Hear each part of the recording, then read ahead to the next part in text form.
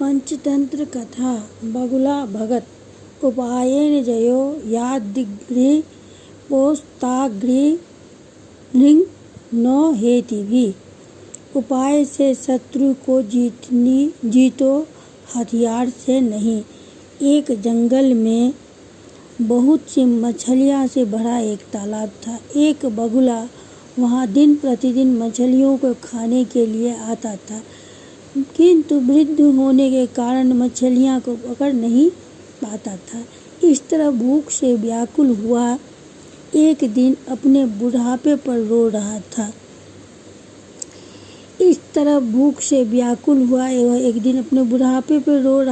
कि एक केकड़ा उधर आया। उसने बगुले को निरंतर आंसू बहाते देखा तो कहा, मामा, आज तुम पहले की तरह आनंद से भोजन नहीं कर रहे हो और आंखों से आंसू बहाते हुए बैठे हो, इसका क्या कारण है? बगुले ने कहा, मित्र, तुम ठीक कहते हो। मुझे मछलियों को भोजन बनाने से विरक्ति हो चुकी है। आजकल अनशन कर रहा हूँ, इसी से मैं पास में आई मछलियों को भी नहीं पकड़ता। केकड़े ने यह सुनकर पूछा, मामा, इस वैराग्य का कारण क्या है? बगुला, मित्र, बात यह है कि मैंने इस तालाब में जन्म लिया, बचपन से ही यहीं रहा और यहीं मेरी उम्र गुजरी है। इस तालाब और तालाब वासियों से मेरा प्रेम है, किंतु मैंने सुना है कि अब बड़ा भारी अकाल पड़ने वाला है। 12 वर्षों तक वृष्टि नहीं होगी। केकड़ा, किससे सुना है? बगुला, एक ज्योतिषी से सुना है। शनिश्चर और जब सक्टाकार रोहिणी तारक मंडल को खंडित करके शुक्र के साथ एक राशि में जाएगा, तब 12 वर्ष तक वर्षा नहीं होगी। पृथ्वी पर पाप फैल जाएगा। माता पिता अपनी संतान का भक्षण करने लगेंगे। इस तालाब से में पहले ही पानी कम है, यह बहुत जल्दी सूख जाएगा। इसके सूखने पर मेरे सब बचपन के साथी, जिनके बीच में इतना बड़ा हुआ हूँ, मर जाएंगे। उनके वियोग दुख की कल्पना से ही मैं इतना रो रहा हूँ और इसलिए मैंने अनशन किया है। दूसरे जलाशयों से भी जलचर अपने छोटे छोटे तालाब छोड़कर बड़ी बड़ी झीलों में चले जा रहे हैं। बड़े बड़े जलचर तो स्वयं ही चले जाते हैं, छोटे के लिए ही कठिनाई है। दुर्भाग्य से इस जलाशय के जलचर बिल्कुल निश्चिंत बैठे हैं, मानो कुछ होने वाला ही नहीं। उनके लिए ही मैं रो रहा हूँ, उनका वंश नाश हो जाएगा। केकड़े ने बगुले के मुख से यह बात सुनकर अन्य सब मछलियों को भी भावी दुर्घटना की सूचना दे दी। सूचना पाकर जलाशय के सभी जलचरों, मछलियों, कछुआ आदि ने बगुले को घेर कर पूछना शुरू कर दिया, मामा, क्या किसी उपाय से हमारी रक्षा हो सकती है? बगुला बोला, यहाँ से थोड़ी दूर पर एक प्रचुर जल से भरा जलाशय है। वह इतना बड़ा है कि 24 वर्ष सूखा पड़ने पर भी न सूखे। तुम यदि मेरी पीठ पर चढ़ जाओगे तो तुम्हें वहीं ले चलूँगा। यह सुनकर सभी मछलियाँ, कछुओं और अन्य जल जीवों ने बगुले के भाई, मामा, चाचा पुकारते हुए चारों ओर से घेर लिया और चिल्लाना शुरू कर दिया, पहले मुझे, पहले मुझे। वह दुष्ट सबको बारी बारी अपनी पीठ पर बिठाकर जलाशय से कुछ दूर ले जाता और वहाँ एक शिला पर उन्हें पटक कर मार देता था। उन्हें खाकर दूसरे दिन वह फिर जलाशय में आ जाता और नए शिकार ले जाता।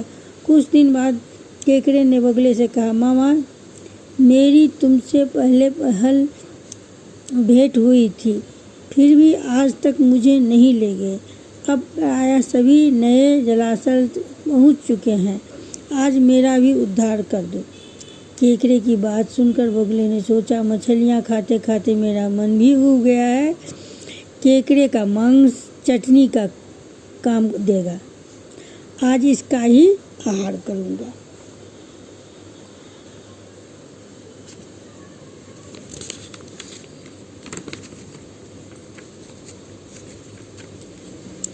यह सोचकर उसने केकरे को गर्दन पर बिठा लिया और चल दिया।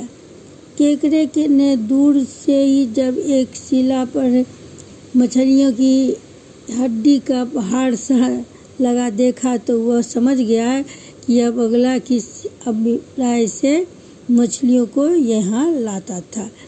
फिर भी वह असली बात को छिपाकर प्रकट में बोला, मामा, यह जलाशय अब कितनी दूर रह गया है? मेरे भार से तुम काफ़ी थक गए होगे, इसलिए पूछ रहा हूँ। बगुले ने सोचा अब इससे सच्ची बात कह देने में भी कोई हानि नहीं है, इसलिए वो बोला, केकरे साहब, दूसरे जलाशय की बात अब भूल जाओ। यह तो मेरी प्राण यात्रा चल रही थी, अब तेरा भी काल आ गया है। अंतिम समय में देवता का स्मरण कर ले। इसी शिला पर पटक कर तुझे भी मार डालूंगा और खा जाऊंगा।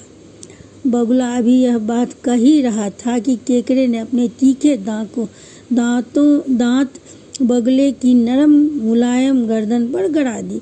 बगुला वहीं मर गया, उसकी गर्दन कट गई।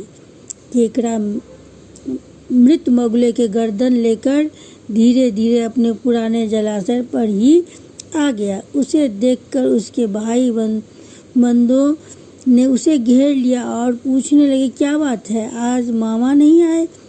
हम सब उनके साथ जलाशय पर जाने को तैयार हैं। केकरे ने हंसकर उत्तर दिया, मूर्खों, उस बगुले ने सभी मछलियों को यहाँ से ले जाकर एक शिला पर पटक कर मार दिया। और यह कहकर उसने अपने पास से बगुले की कटी हुई गर्दन दिखाई और कहा, अब चिंता की कोई बात नहीं है, तुम सब यहाँ आनंद से रहोगे। गीदड़ ने यह सब कथा सुनाई तो कौवे ने पूछा, मित्र, उस बगुले को की तरह यह सांप भी किसी तरह मर सकता है? गीदड़, एक काम करो, तुम नगर के राजमहल में चले जाओ, वहाँ से रानी का कंठाहार उठाकर सांप के बिल के पास रख दो। राजा के सैनिक कंठाहार की खोज में आएंगे और सांप को मार देंगे। दूसरे ही दिन कौवी राजमहल के अंतःपुर में जाकर एक कंठहार उठा लाई। राज ने सिपाहियों को उस कौवी का पीछा करने का आदेश दिया। कौवी ने यह कंठहार सांप के बिल के पास रख दिया। सांप ने उस हार को देखकर उस पर अपना फन फैला दिया था।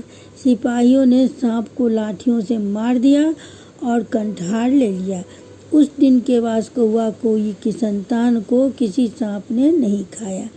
तभी मैं कहता हूँ कि उपाय से ही शत्रु को बस में कर लेना चाहिए।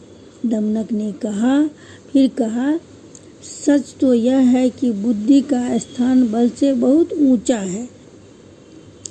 जिसके पास बुद्धि है वही बली है। बुद्धिहीन का बल भी व्यर्थ है। बुद्धिमान निर्बुद्धि को इसी तरह हरा देते हैं जैसे खरगोश ने शेर को हरा दिया था। करकट ने पूछा, कैसे? दमनक ने तब शेर खरगोश की कथा सुनाई।